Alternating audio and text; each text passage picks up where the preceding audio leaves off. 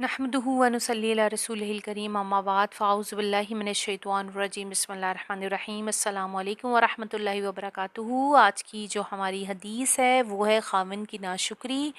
हज़रत अस्मा बिनते यज़ीद कहती हैं, मैं अपनी कुछ हम उम्र लड़कियों के साथ बैठी थी कि हमारे पास से हजूर सल्लल्लाहु अलैहि वसल्लम गुज़रे। आप सल्लल्लाहु अलैहि वसल्लम ने हमें सलाम की और फरमाया, तुम अच्छा सलूक करने वाले शौहरों की नाशुक्री से बचो।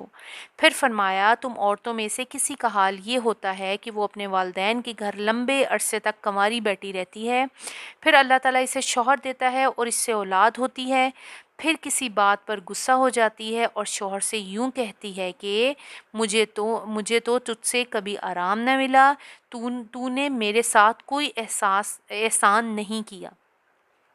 तो इस हदीस में औरतों को नाशुक्री से बचने की तालीम दी गई है। ये बीमारी आम तौर पर औरतों में पाई जाती है, इसलिए औरतों को इससे बचने की बहुत कोशिश करनी चाहिए।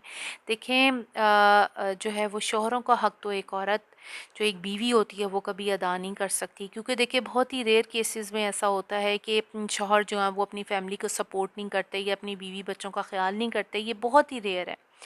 ऑलमोस्ट जो है वो ज़्यादातर जो लोग होते हैं वो अपनी बीवी बच्चों का बहुत ज़्यादा ख्याल करते हैं, उनकी कदर करते हैं, और उसके बदले में बीवियों को भी चाहिए कि उनके साथ हुस्न सलूक करें, उनकी खिदमत करें, उनकी अताअत करें और उनकी शुक्रगुजारी करें।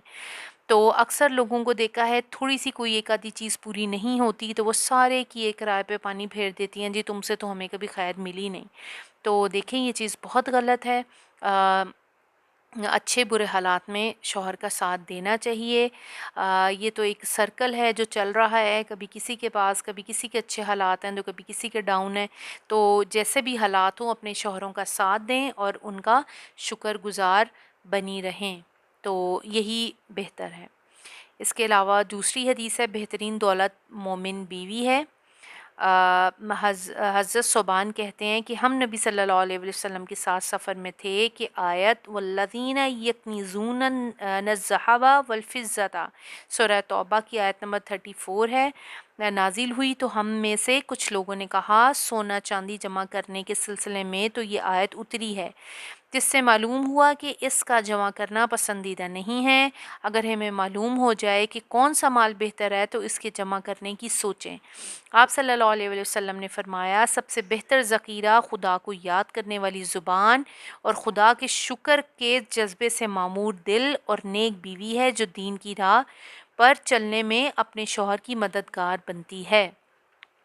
तो जिस हदीस से मालूम हुआ कि अल्लाह ताला का ज़िक्र ज़ुबान से होना चाहिए और वही ज़िक्र मतलूब है जो जज्बा शुक्र के साथ किया जाए। और ये भी मालूम हुआ कि जो औरत तंगियों और सख्तियों में सब्र के साथ अपने दीनदार शौहर की रफ़ाकत करती है, दीन की राह पर चलने में सहारा बनती है, रास्ते का पत्थर नहीं बनती, तो हकीकतन ऐसी बीवी अल्लाह ताला की बहुत बड़ी नेमत है।